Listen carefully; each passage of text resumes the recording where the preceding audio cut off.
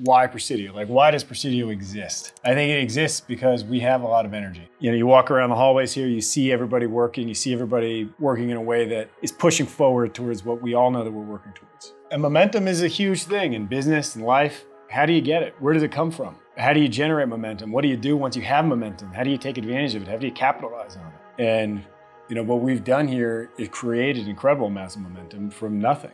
We started at zero.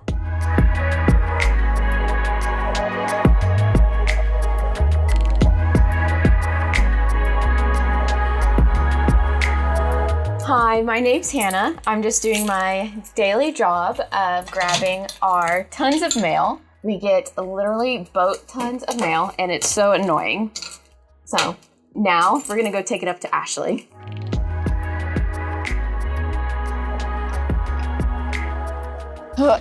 Ashley, we have more mail. Are you serious? Is that from today? Yes. Wow. Okay. We're not going to be able to get through all of this, I don't think. Or anything done all week. We should definitely try to get a new system in place. Because this is a full-time job. There's no way we can get through all this. Yeah. I'm Ashley. I am the executive multiplier here, aka Will's assistant, and I am currently working on opening the mail, which takes a really long time.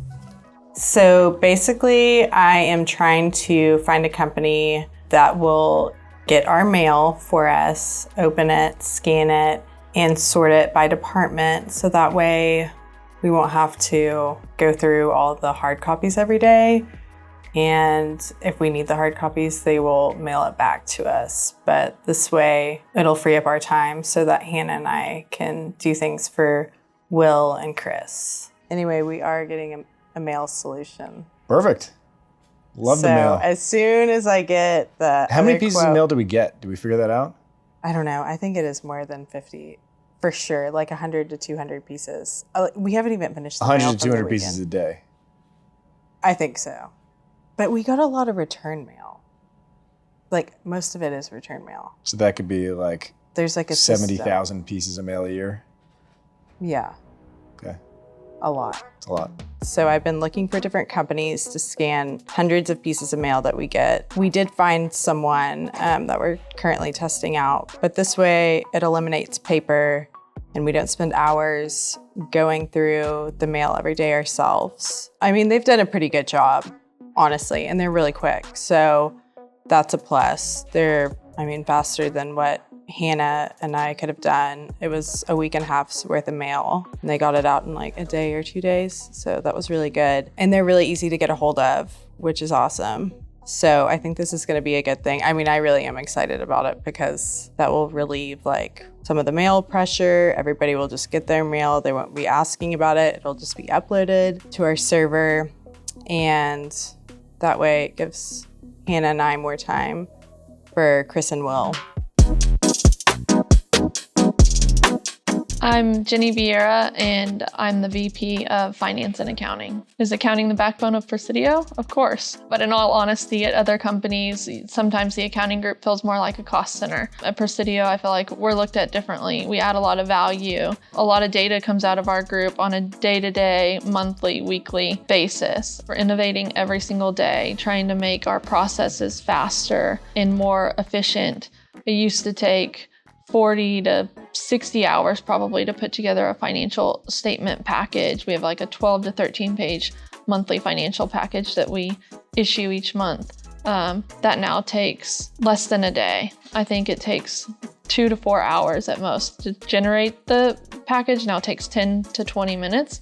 And then the rest of the time is just spent reviewing, making sure the data in there is accurate and accounted for properly. I'm excited about the technology we utilize every single day. He helps build out different softwares or back-end scripts that we need for inertia in our softwares to generate the data that we want in the format that we want it. So my team has a running list for Dave to help make their ideas a reality. We've had a lot of growth and development in our group, and I really pride myself on that, being able to help develop, improve, their career path. And I always try to tell my team, my door's always open. I'm here, pop in anytime, come sit down. We do what we call talent stacks. Will had one on my first or second day, came into my office and said, let's put together a talent stack for you. You're here, let's get you here. And so we did that. That was a huge stepping stone, in my career to, have a line of sight of where we both see where I am and where I want to go and how, I'm supported in getting there. I've implemented the same thing with my team, where we do them once a year and then we readdress them if somebody's promoted and, has made strides in those talent stacks. So I feel like that is something that differentiates us from other groups and other companies is, putting together those growth and development plans and making sure we're all on the same page. And, if I can help somebody grow and develop into a role that they want, even if that means they're eventually probably going to leave Presidio because they're either topped out or they've, found a growth opportunity somewhere else, I'm happy that I was at least part of that path.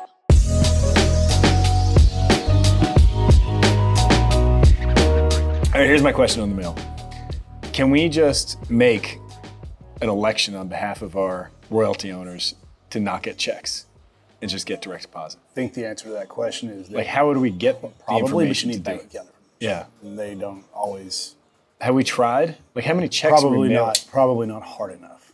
And can we like remove our minimum check size if they agreed to direct deposit? We could fool with that. I think it's $100 now, which is pretty high. Yeah. I think that Total did this. I think and Dustin has a lot of experience with this, so we'll visit with him. But I think that they essentially told everybody, you're going to direct deposit.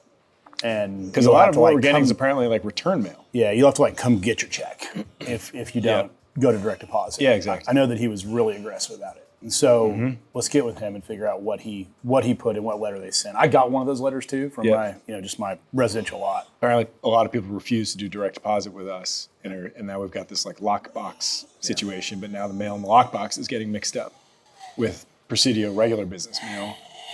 Like people just need to stop sending us checks.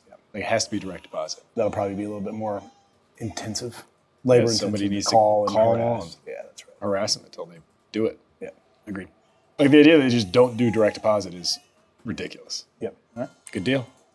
So one reason we have so much mail at the company is the nature of how a well is actually owned by a company. So Presidio owns about 3,000 wells. And so in that sense, we're the custodians and stewards of those wells. We operate them, we manage them. But the reality is so many of those wells are also owned by other companies.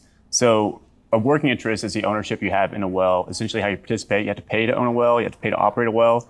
If you have 100% ownership, 100% working interest, that means that you actually operate it and you also own the entire value chain of that well. So you have to pay for all costs and you get revenues for it, and you don't share that with a third party outside of the mineral interest owner.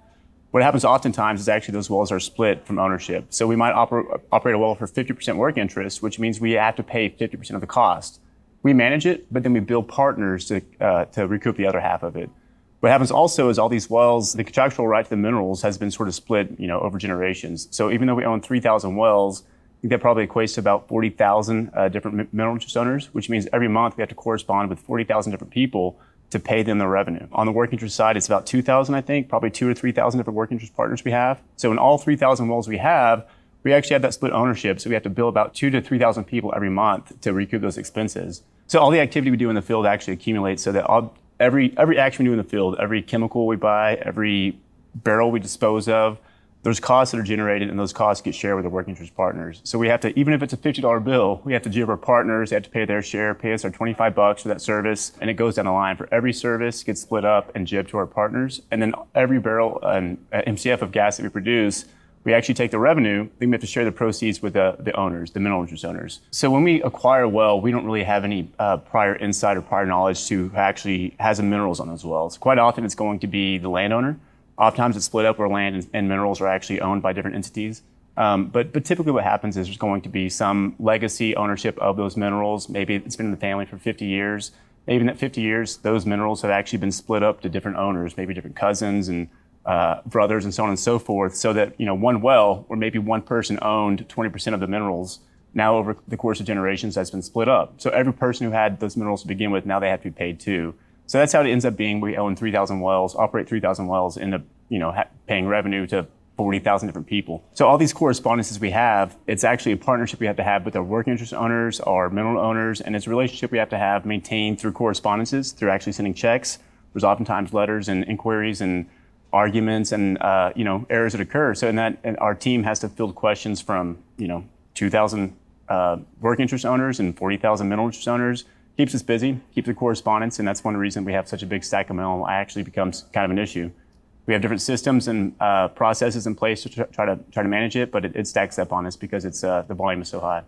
So, of our 40,000-ish owners, what percentage do you think we have on direct deposit versus sending physical checks to?